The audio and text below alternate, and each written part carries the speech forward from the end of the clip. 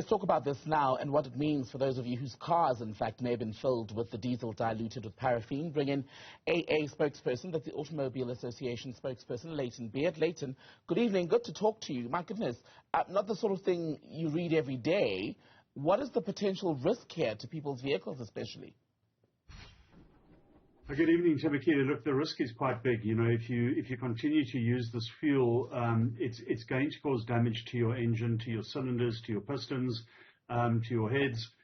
It's going to have a negative impact on that vehicle, and the cost of repairing that could potentially be extremely high.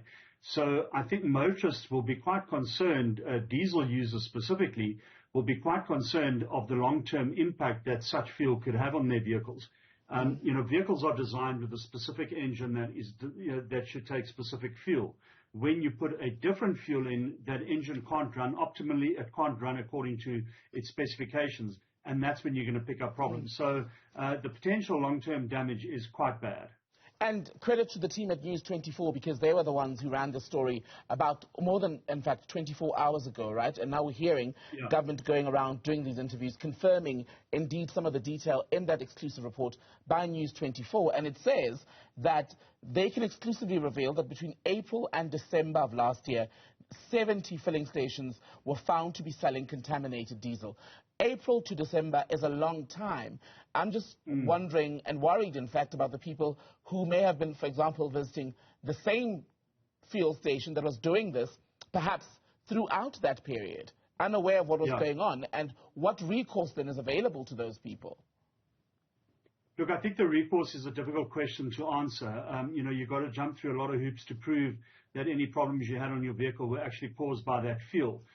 You know, it may even be a situation where you take the car to a mechanic and he takes it apart and there's been a pinging noise, or you've discovered some other mechanical issue that may be related but not necessarily detectable towards that fuel usage. So it may be very difficult. I think the concern, you know, of that long-term usage over that period from April to December is very big.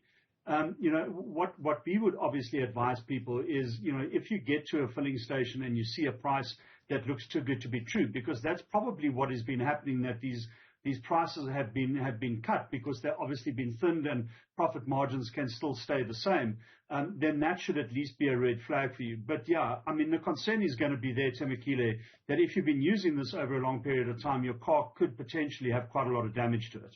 And that's what's upsetting, isn't it, that people don't even know if they were victim to this sort of treatment. I just want to look at the numbers that News 24 put out. For example, they say the investigation found that filling stations with contaminated diesel, and they list them by province, in Mpumalanga there were 9, Limpopo 15, the Northwest 13, KwaZulu-Natal also 13, 5 in Gauteng, the Western Cape with 4, as well as the Free State with 4, 1 in the Eastern Cape, and 6 in the Northern Cape. So in any part of the country, you may have been affected, but because you can't prove it, you can't even get anyone or any of the responsible parties to potentially foot the bill for any damages you may have incurred as a result, right?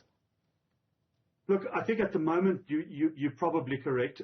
You know, we haven't had any reports of people who've used this fuel who've come forward and said, you know what, I suspect that I've been using the incorrect fuel, or the fuel that I've been using has been contaminated, and therefore this problem has occurred on my vehicle. I'm sure with the passage of time, especially now that this is something that's been made public, people in those areas may be a bit more alert to some problems that they're having with their vehicles. So somebody who was filling with diesel in, you know, May, June, July, and who has now got problems with their vehicle may say, hey, hang on a second, this may be as a result of this poor quality, contaminated, dirty diesel I was putting into my vehicle. But again, you know, you would need to take that vehicle to somebody who could test the fuel in your vehicle, and who could definitively tell you, yes, this was a contaminated fuel that you put in your vehicle, and yes, this is what led to the problems that you're experiencing now. That's a big ask. It's going to be an expensive exercise to do that.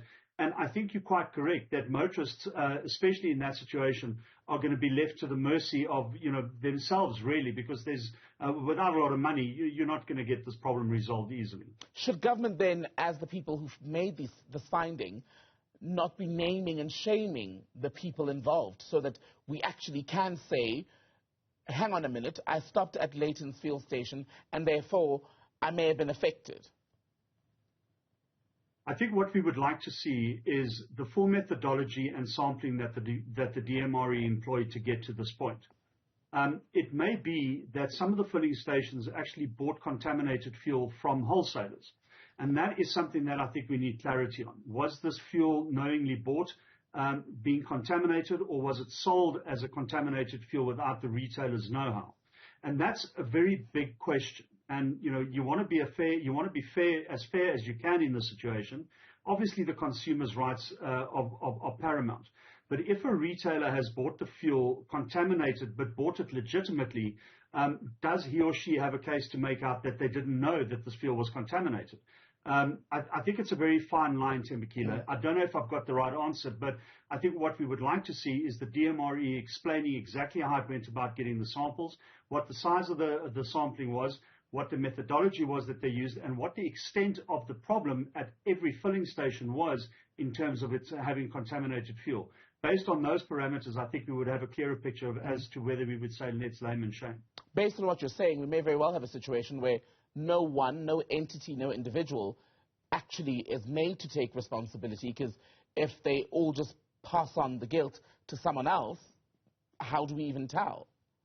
Yeah, I mean, that's a great question. We've been told by the DMRE that they have issued non-compliance certificates to those involved. Now, we don't know who those are that are involved. Are they wholesalers? Are they retailers? Who are these people that are, being issued with these non-compliance certificates? There I think we could get more clarity. I don't want to point fingers directly at every fuel retailer, Tembekile. There are, when you look at the sampling size of 1,070, there are more than 5,500, 6,000 filling stations in the country. On a percentage basis, you're looking at a relatively small problem here. When you look at some of the major players in this industry who have for many years provided clean fuel, their record is clean. So I think from a consumer perspective, the majority of people who are putting diesel in their cars can do so with peace of mind. But certainly, I think the clarity that you are asking for does need to come from the DMRE in terms of exactly who they targeted, what the sampling was, and what they found exactly in terms of those samples. And if that does show that it's retailers and wholesalers, then perhaps that isn't a bad call to say, well, then at that stage, let's get some more information on who these people are. Layton Beard, always good to chat to you. Thank you so much for your time tonight.